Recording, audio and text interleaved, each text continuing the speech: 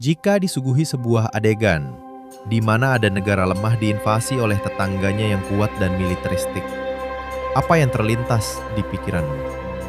Palestina yang dijajah dan dizalimi Israel?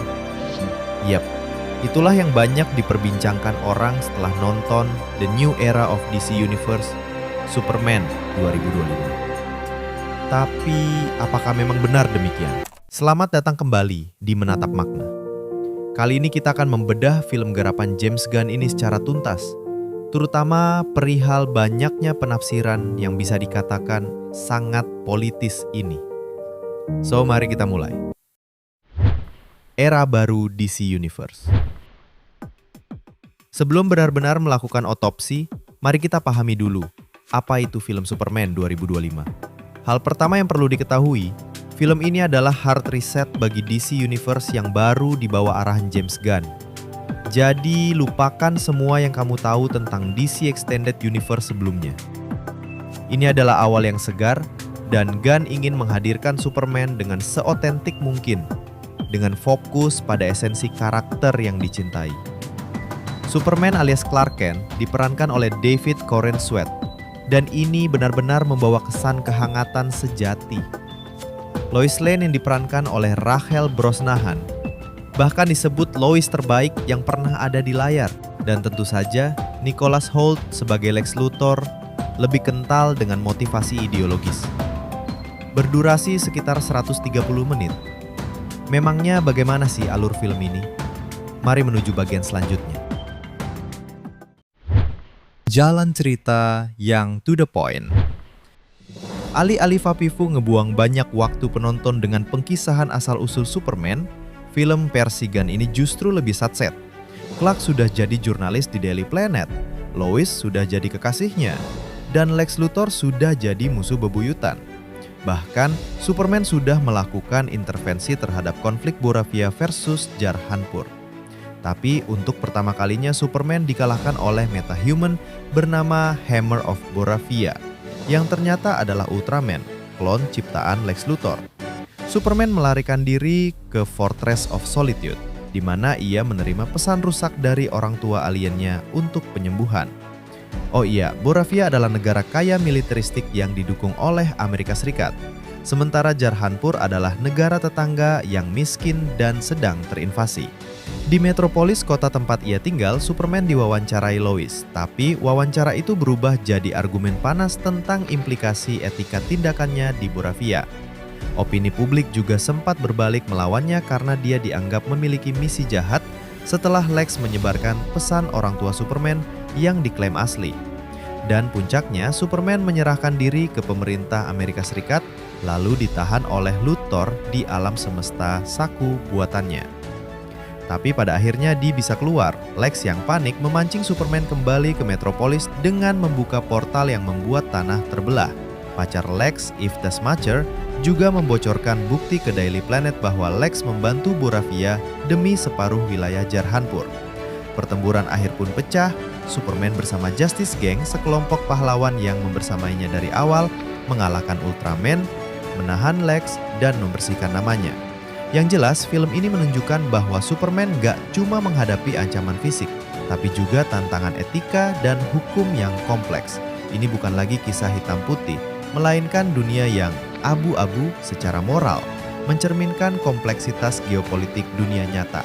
Apakah alur cerita dan segala hal yang melekat pada Superman 2025 diterima dengan baik? Untuk mengetahuinya, kita langsung menuju bagian selanjutnya. Reaksi positif kritikus dan penonton. Secara umum, reaksi khalayak sangat positif. Di Rotten Tomatoes, per 21 Juli, film ini meraih Certified Fresh dengan nilai 83% dari kritikus dan yang luar biasa 92% dari audiens terverifikasi. Angka ini jauh melampaui film Superman sebelumnya seperti Man of Steel dengan nilai 57% dan Superman Return dengan nilai 72%.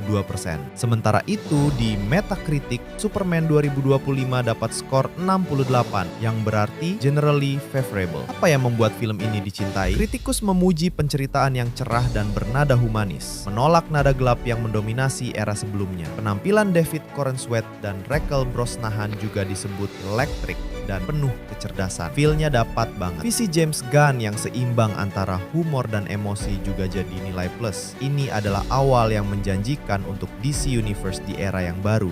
Nah, di antara banyak komentar yang hampir selalu jadi bahan perbincangan adalah film Superman 2025 pro-Palestina dan anti-Israel?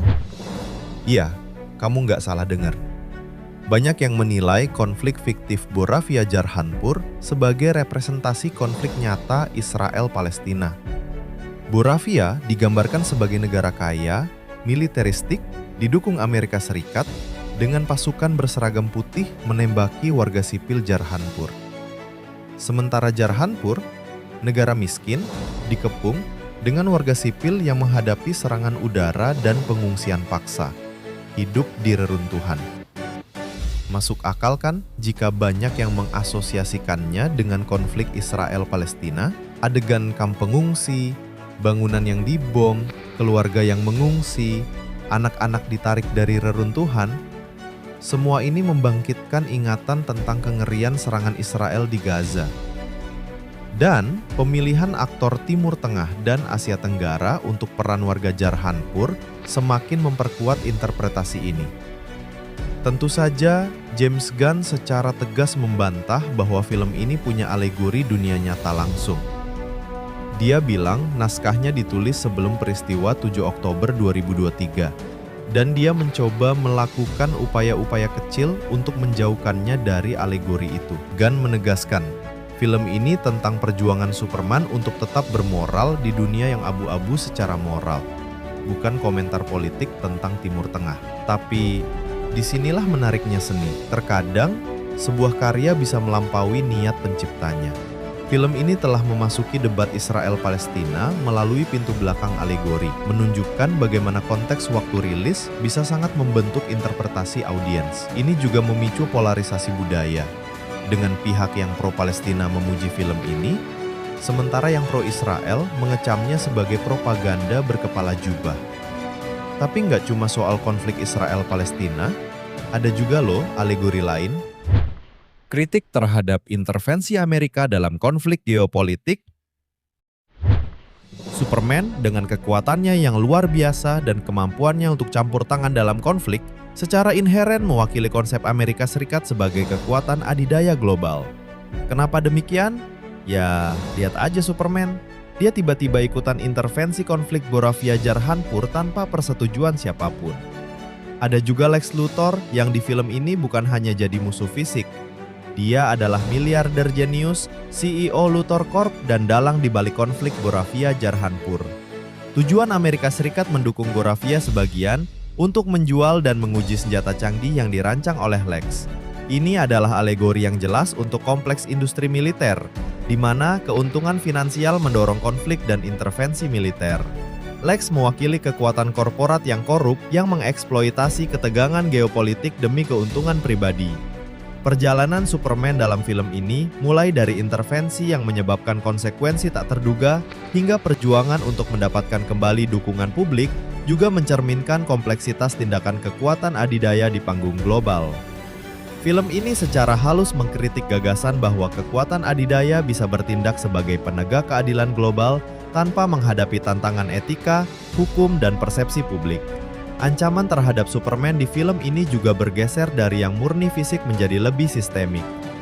Musuh utamanya adalah manipulasi politik, ekonomi, dan informasi.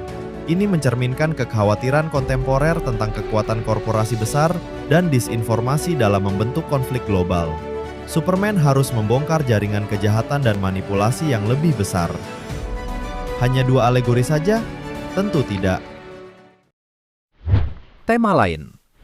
Di luar alegori geopolitik, ada tema lain yang menarik. James Gunn menekankan bahwa asal-usul Superman sebagai imigran adalah bagian integral dari ceritanya. Sehingga film ini secara eksplisit bersandar pada narasi Superman sebagai perwujudan kisah imigran Amerika klasik. Tema kebaikan dan humanisme juga sangat kuat. Gunn bilang film ini tentang kebaikan dasar manusia adalah nilai dan sesuatu yang telah kita hilangkan. Ini adalah penolakan terhadap narasi superhero yang gelap dan sinis. kembali ke inti idealisme karakter Superman. Tentu saja penekanan pada tema imigran ini memicu reaksi super woke dari media konservatif. Namun film ini juga berhasil menghindari elemen yang lebih kontroversial bagi kelompok konservatif, seperti alur cerita LGBT atau rasa malu menjadi orang Amerika yang sempat muncul di komik. Menariknya lagi, film ini tidak menampilkan kiasan kristologis yang sering kita lihat di film Superman sebelumnya. Ini bisa jadi upaya untuk membuat Superman lebih mudah diakses oleh audiens yang lebih beragam, dengan fokus pada nilai-nilai humanis universal. Banyak ya. So, dapat dikatakan Superman 2025 sangat sukses. Dia berhasil merevitalisasi karakter ikonik ini dengan nada yang lebih cerah dan humanis, penampilan para aktor, penceritaan yang berpusat pada karakter, dan visi James Gunn yang seimbang adalah kekuatan utamanya. Namun, yang paling menonjol adalah bagaimana film ini menjadi titik fokus perdebatan geopolitik yang intens, terutama terkait alegori Israel-Palestina. Ini menunjukkan bagaimana media populer bisa menjadi cermin bagi dunia di luar layar, di mana interpretasi audiens dapat melampaui niat pembuat film.